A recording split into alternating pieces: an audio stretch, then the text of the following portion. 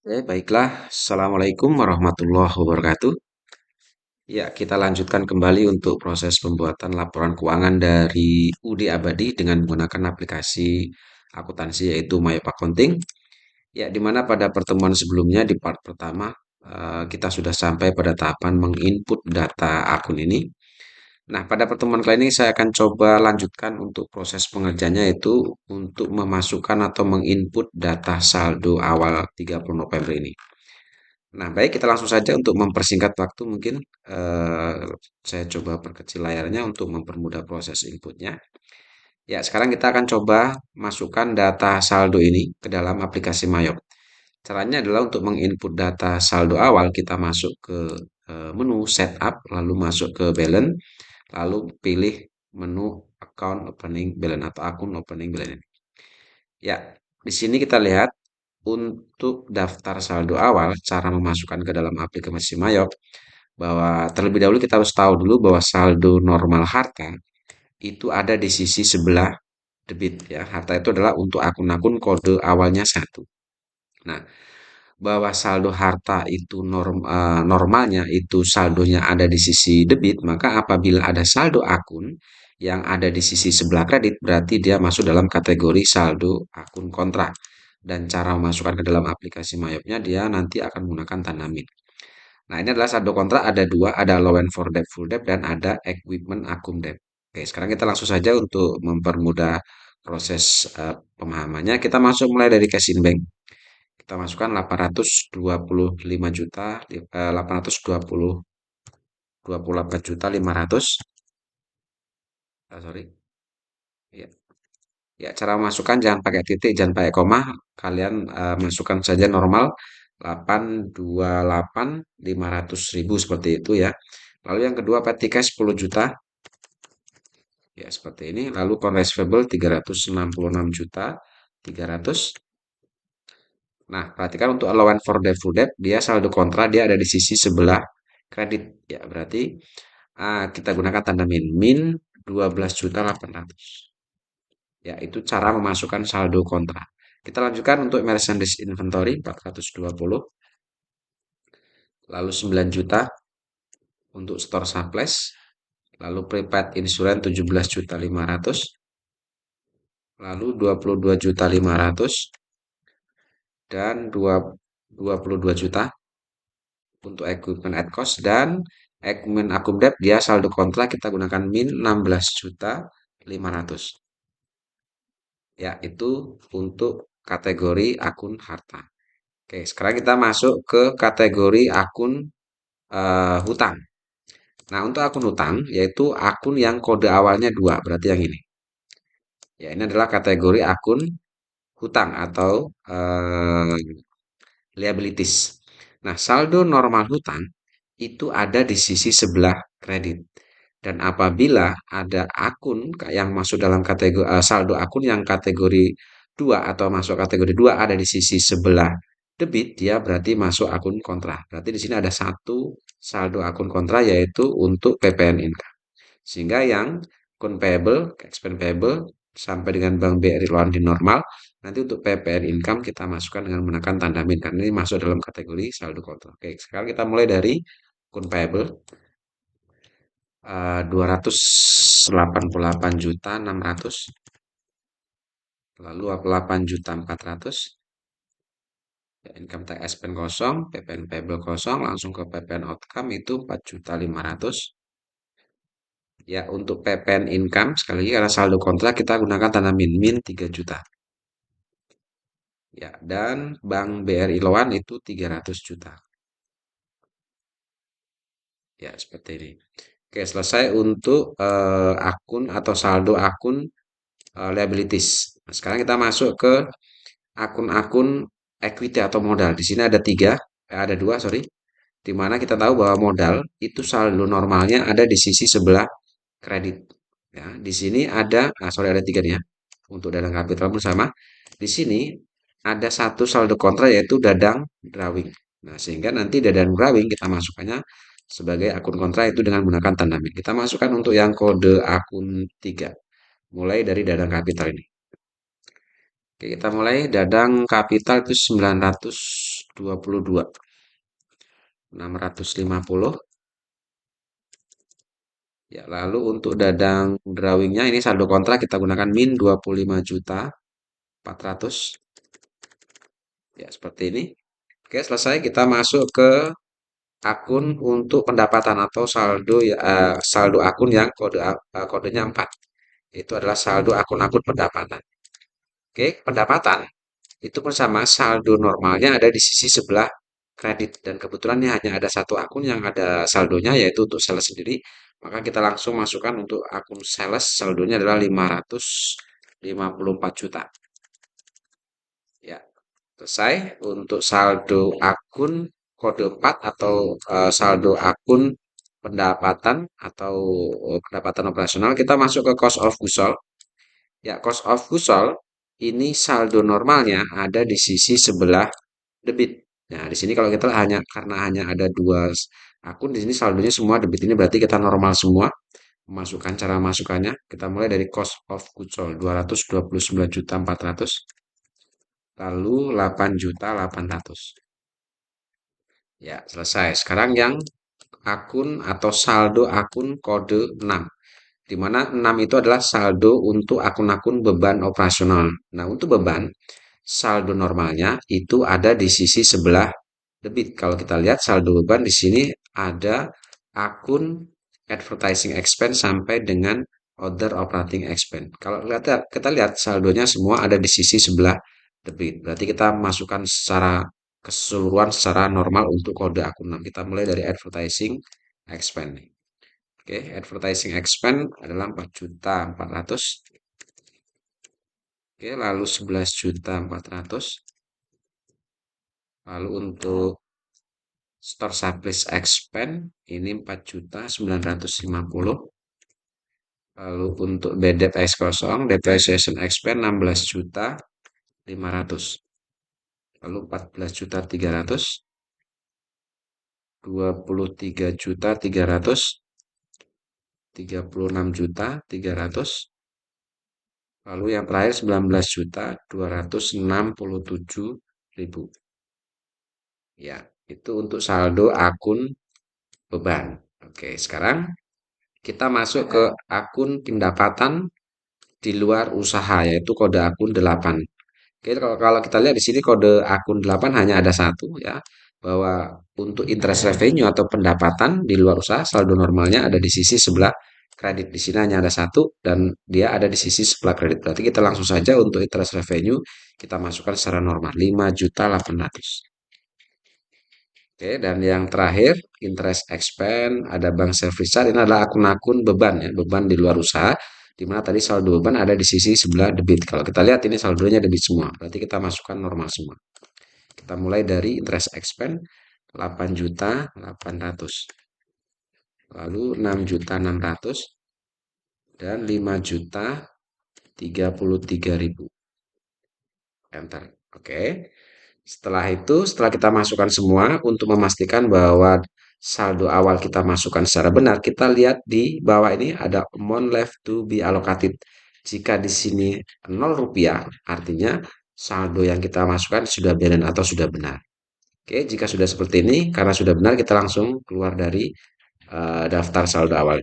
Kita oke, ya selesai untuk saldo awal. Oke, nah sebelum kita masuk menginput data customer, kemudian data supplier, dan seterusnya, maka hal yang harus kita lakukan terlebih dahulu adalah kita akan mengatur pajak terlebih dahulu. Oke, cara mengatur pajak, oke kita besarkan dulu.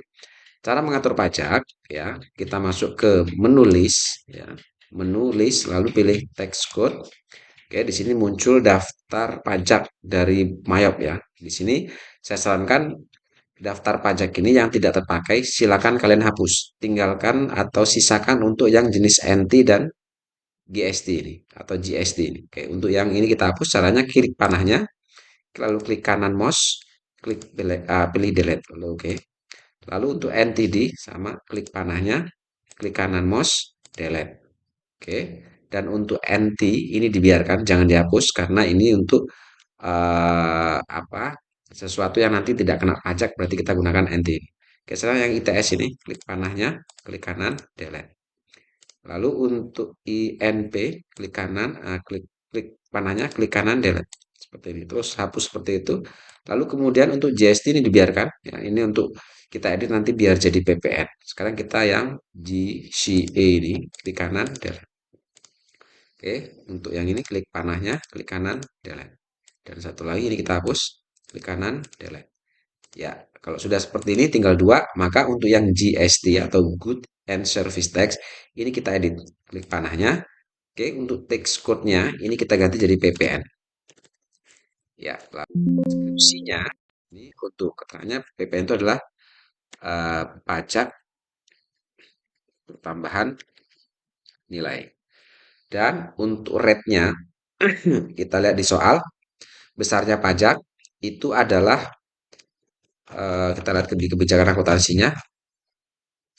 Besarnya pajak di sini untuk PPN itu adalah 11%. Baik itu PPN keluaran maupun PPN masukan di sini 11%. Berarti untuk rate-nya ini kita ganti jadi 11.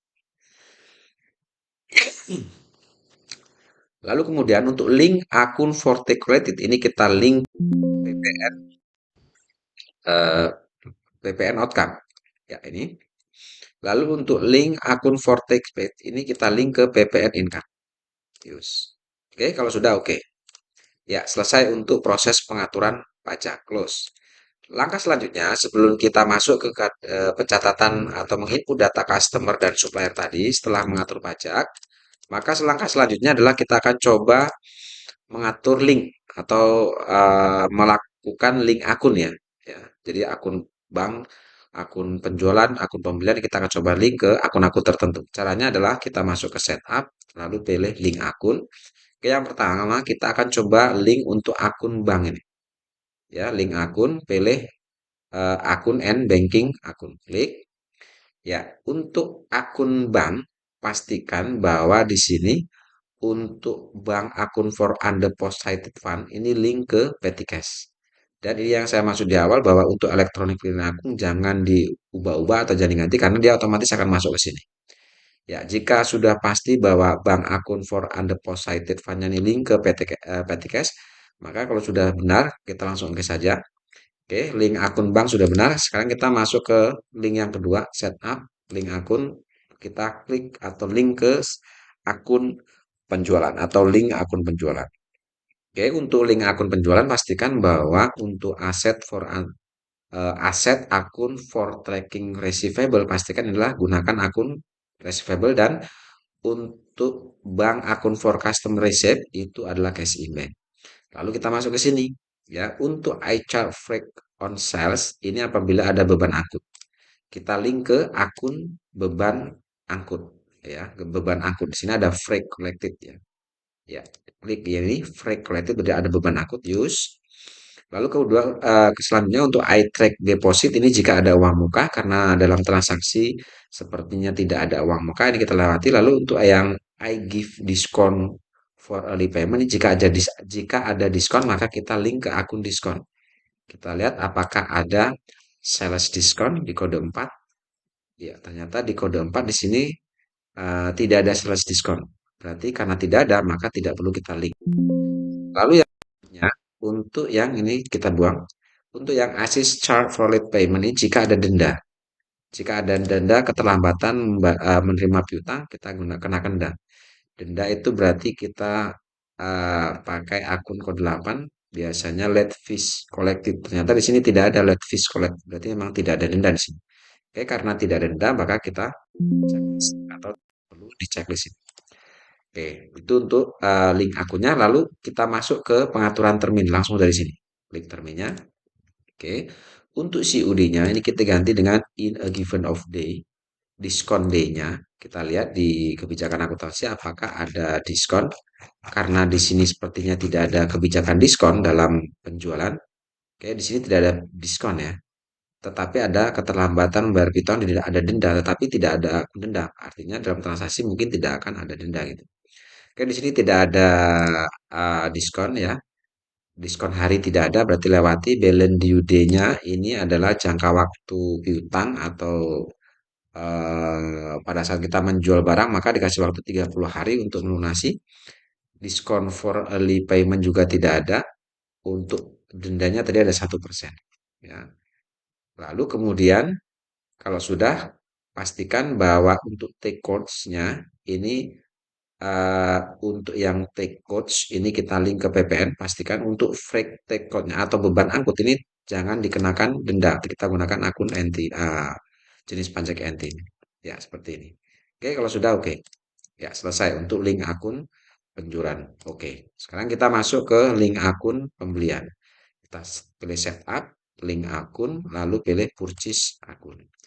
Oke, pastikan pada saat kita melakukan link akun pembelian, ini yang di atas untuk liability akun for tracking payable, pastikan kita gunakan akun payable dan bank akun for paying bill-nya pastikan ini casing bank. Oke, lalu kita masuk ke sini. Ya, pastikan yang pertama ini kita lewat saja. Yang kedua, untuk iPay Freight ini jika ada beban angkut pembelian, maka bisa kita link ke akun beban angkut pembelian. Apakah di sini ada beban angkut? Ternyata ada di sini. Freight paid ini. Use. Oke. Lalu iTrack deposit sama jika ada uang muka pembelian, tapi sepertinya tidak ada karena tidak ada akunnya. Lalu I take discount, kita lihat di checklist dulu, kita lihat apakah ada akun diskon kode 5. Ternyata tidak ada, berarti tidak usah kita checklist. Dan apakah ada denda di sini, kita lihat apakah ada akun denda. Ternyata akun denda pun di sini tidak ada. Kalau ada dia masuk kode 9, kalau enggak kode 5. Ternyata tidak ada. Oke, karena tidak ada, maka ini pun tidak perlu kita checklist. Oke, baru kita atur terminnya. Ya, terminnya, termin pembeliannya. Oke, yang ini kita ganti in a given, diskon day-nya kosong karena tidak ada diskon, balance due-nya ini 30 hari, ini jangka waktu hutang kita, diskonnya juga tidak ada. Lalu untuk yang take codes-nya ini pastikan PPN dan untuk freight take code-nya ini ganti NT. Jangan sampai beban angkut pembelian juga kena pajak. Kalau sudah oke. Ya, selesai. Itu proses melakukan link akun dan pengaturan pajak tadi. Nah, setelah itu baru kita masuk ke tahapan pembuatan atau menginput data customer tadi. Oke, tadi kita masuk ke data akun sudah selesai, kita masuk ke daftar customer dan supplier. Oke, ini ada data customer dan ada data supplier. Oke, cara membuat kartu pelanggan atau memasukkan data customer ini, kita masuk ke tab menu card file, lalu masuk ke card list. Oke, kita masukkan dulu yang data customer. Kita masuk ke menu customer. Ya, di sini masih kosong, belum ada data customer. Maka kita buatkan data customer dengan cara pilih new di sini. Oke, masukkan nama customernya. Yang pertama adalah customer untuk toko pojok ini. Kita masukkan di sini. Ya, kalian ketik manual boleh atau di sini untuk mempercepat saya copy. Oke, enter untuk kartunya adalah C001 kita masukkan di sini. Ya, lalu untuk alamatnya kita ambilkan untuk yang alamat ini Jalan Gunung ini. Ya. Lalu di sini ada Jakarta, city-nya pasti Jakarta. Lalu state-nya DKI Jakarta dan country-nya kita buat Indonesia, negara. Ya, lalu nomor telepon di sini karena hanya ada satu nomor telepon maka kita cukup masukkan nomor telepon ini ke pon 1. Ya, sini. Selesai yang pertama. Untuk melanjutkan yang kedua, kita langsung dari sini pilih new lagi. Kita masukkan yang kedua toko 7 ya. Kita masukkan enter, kita masukkan kodenya, kode pelanggannya. Ya, lalu alamatnya kita ambil Jalan Sultan Agung ya. Ya, Jakarta. State-nya DKI Jakarta. Country-nya kita buat Indonesia. Ya, seperti ini. Lalu kita masuk yang ketiga, new lagi. Untuk yang toko raya, kita masukkan. Enter. Oke, C003. Kita masukkan ke sini. Alamatnya masih Jakarta, Jalan Rawa Bening ya. Rawa Bening. Oke, di sini masukkan Jakarta. DKI Jakarta. Dan untuk country-nya kita buat Indonesia. Dan yang terakhir kita masukkan kartu untuk toko Elita ini. Kita masukkan namanya toko Elita, enter. Kita masukkan kode pelanggannya, ya, alamatnya Jalan Ujung Timur ya, masih Jakarta. Sini Jakarta, ya, DKI, Jakarta. Di sini country-nya Indonesia. Ya, selesai untuk 4 customer ini. Ya, nomor teleponnya boleh kalian masukkan, boleh tidak lah, karena hanya untuk kelengkapan saja ya. Jadi sebenarnya tidak benar, tidak perlu dimasukkan juga nggak apa-apa. Kalau sudah oke, ya itu data customer. Sekarang kita masuk ke data supplier. Kita masuk ke menu supplier ini. Oke, masih kosong. Kita buat baru new. Oke, yang pertama kita masukkan Gunung Kawi. Kita masukkan kolom name. Lalu enter, masukkan kode suppliernya. Masukkan ke card ID ini. Lalu kita ambil alamatnya juga masih di Jakarta. Ya, di sini Jakarta, DKI, Jakarta, dan country-nya Indonesia. Nomor teleponnya boleh dimasukkan juga boleh tidak. Kita masukkan karena satu masuk sini. Oke, kita buat yang kedua new lagi di sini. Kita masukkan untuk yang PT Bromo Asri di sini. Enter kodenya, kode suppliernya. Oke, lalu alamatnya kita masukkan ke sini. Ya, Jakarta, DKI, Jakarta, Indonesia. Oke, nomor teleponnya ini kita masukkan boleh ke sini. Dan yang terakhir kita masukkan untuk yang PT Jaya Putra sini. Enter, kita masukkan kode suppliernya ya ke sini. Lalu alamatnya ini ada di Jalan Gudang Timur. Ya, kita buat Jakarta, DKI Jakarta, Indonesia. Ya, nomor teleponnya ini boleh kalian masukkan, boleh juga tidak. Dia hanya sebagai informasi saja. Oke, ternyata tidak mau sih. Oke, tidak apa-apa, langsung saja kita oke kalau sudah selesai ya. Jadi data customer, oke kalau sudah. Ya, kita lihat data customer juga sudah masuk semua, ada 4 customer dan supplier ada 3 customer. Oke, kalau sudah kita bisa exit dari sini atau close. Ya, selesai untuk data customer dan data supplier. Oke, sekarang kita masuk ke daftar saldo piutang dan daftar saldo utang. Kita masukkan dulu untuk daftar saldo piutang. Untuk daftar saldo utang, caranya kita masukkan ke menu setup, lalu ke balance, lalu ke customer balance. Ya, karena piutang berhubungan dengan customer, maka caranya masuk ke menu setup, kita masuk ke balance, lalu pilih customer balance. Oke. Sekarang yang pertama kita akan masukkan untuk daftar saldo piutang atas nama toko pojok. Berarti kita klik yang toko pojok ini. Klik panahnya. Oke, lalu pilih add cell. Oke, lalu enter. Oke, terminnya otomatis terisi, invoice-nya, nomor faktur terjadinya piutang adalah F11. Oke, F11 garis miring 14. Tanggal terjadinya adalah tanggal 25 November 2022. Langsung kita masukkan jumlahnya di sini. Total including-nya adalah total ini. Berarti 99 juta. Oke. 99 juta 900. Kita masukkan ke sini. 99 juta 900. Ya, untuk take code-nya karena ini adalah sudah termasuk pajak, maka ini kita pilih yang NT. Jadi 99 ini sudah termasuk pajak ya. Oke, lalu kalau sudah kita rekod. Ya, itu yang pertama.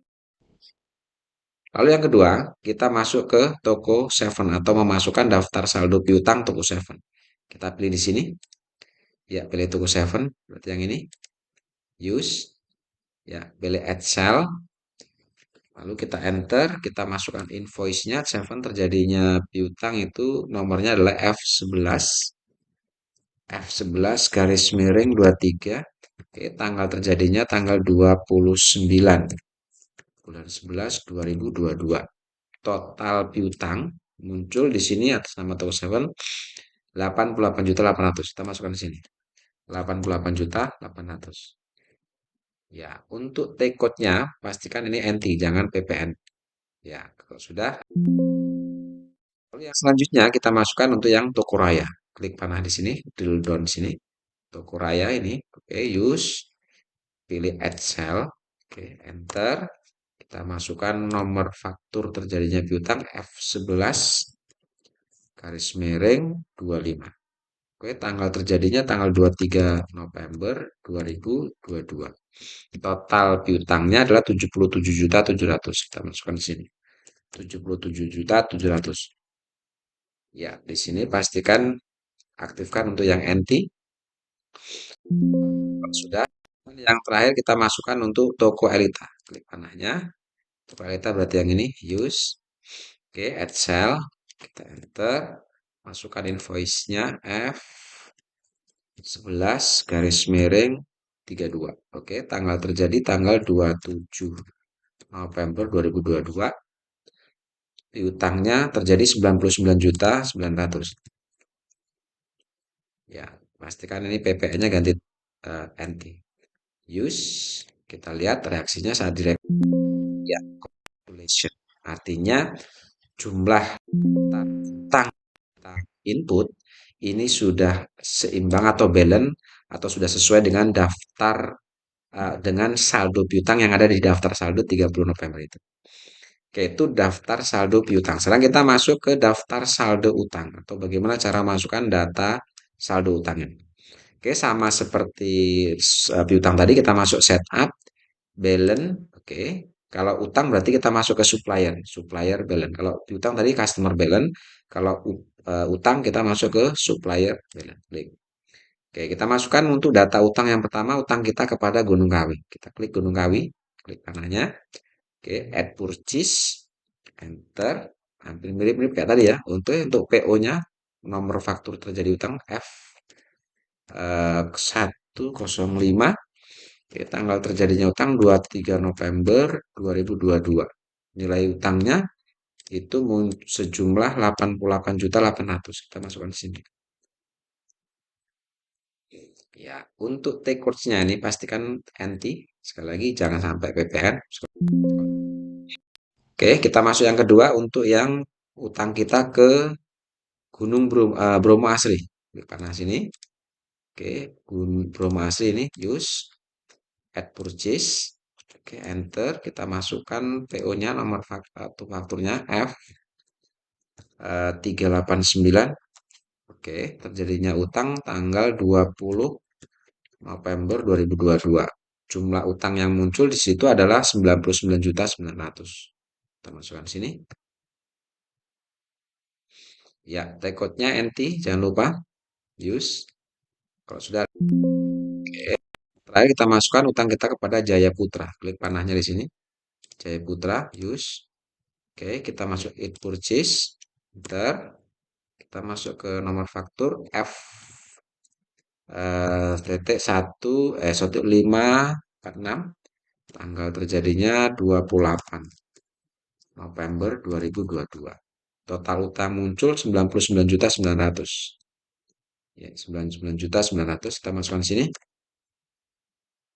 Ya, di sini take code-nya ganti anti. Use. Oke, kita cek. Berarti jumlah yang saldo itu sudah sesuai dengan saldo utang yang ada di daftar saldo 30 November. Oke, kalau sudah kita close. Ya, itu tadi cara memasukkan daftar saldo piutang dan utang. Sekarang kita masuk ke persediaan.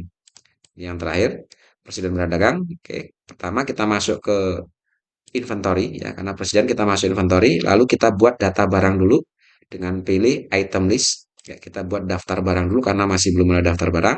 Oke, karena masih kosong belum ada daftar barang, kita buat dulu daftar barang dua ini. Kita pilih new. Oke, item numbernya masukkan yang kode ini. Oke, masukkan yang kode ini. Lalu enter, baru namanya kita masukkan yang ini, kulkas Panasonic. Yang pertama. Ya, lalu kemudian ketiganya ini kita checklist semua. Oke. Untuk I buy this item, ini kita link ke akun harga pokok atau cost of goods sold. Oke, di sini otomatis use. Lalu untuk I sell this item, ini kita link ke akun penjualan, sales. Oke. Dan yang terakhir, I inventory this item, ini kita link ke akun persediaan. Berarti kita masuk ke merchandise inventory. Use. Oke. Selesai. Itu yang pertama. Ini itu. Lalu yang kedua, untuk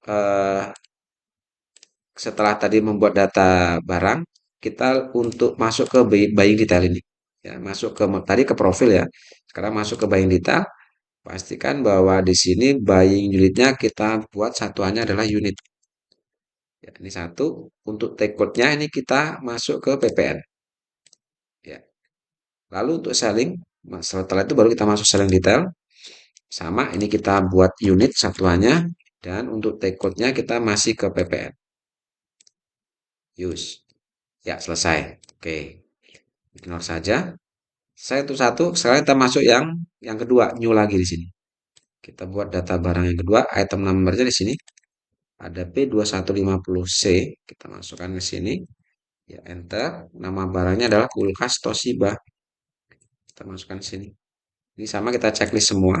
Ya, otomatis dia karena tadi pertama kita sudah lakukan link, maka yang kedua otomatis keluar dan buying detailnya pun sama. Pasti sudah otomatis tersetting seperti ini. Oke. Ya, selesai untuk membuat data barang. Close. Lalu selanjutnya kita akan coba masukkan untuk nilai atau jumlah barangnya beserta nilai persediaannya. Nah, untuk memasukkan jumlah barang dan nilai persediaan, kita masuk ke count inventory. Oke. Setelah itu, kita geser dikit. Ya, masukkan untuk jumlahnya. Di sini untuk yang kulkas Panasonic, ini jumlah persediaan 70, kita masukkan ke kolom count ini. Oke, masukkan 70. Lalu untuk selanjutnya, untuk yang kulkas Toshiba, kita masukkan jumlahnya 30. Ya, seperti ini. Kita geser, kita lihat apakah masih ada atau tidak. Kalau sudah, baru kita pilih yang adjust inventory ini. Klik. Oke, default adjust akunnya. Kita gunakan akun merchandise inventory atau akun persediaan. Use. Lalu kita masuk continue, klik continue, masuk ke opening balance.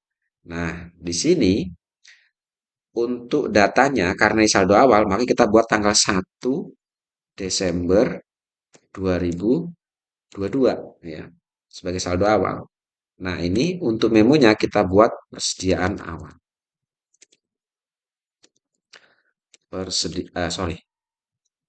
Saldo persediaan barang ya. Lalu kita masukkan harga pokok per unitnya di sini di kolom unit cost ini. Untuk yang 70 harganya 4.500.000. Ya. Lalu yang kedua, harga pokoknya kita masukkan 3.500.000 untuk yang kulkas Toshiba ini. Kita geser ke sini. Kita masukkan 3.500.000. Ya, selesai. Kalau sudah, kita record. Oke. Ya, saya rasa itu dulu yang bisa saya sampaikan terkait proses input data awal ya. Jadi kita sudah sampai pada tahapan menginput data awal yaitu dari daftar saldo, data customer, supplier, beserta saldo piutang, dan yang terakhir tadi adalah kita masukkan data persediaan barang dagang. Dan untuk pertemuan selanjutnya kita akan coba langsung melakukan entry dokumen transaksi ya, melakukan entry dokumen transaksi atau pencatatan dokumen transaksi ke dalam aplikasi Mayo. Oke, baik. Saya rasa ini yang bisa saya sampaikan pada pertemuan kali ini. Kita lanjutkan pada pertemuan selanjutnya. Terima kasih. Assalamualaikum warahmatullahi wabarakatuh.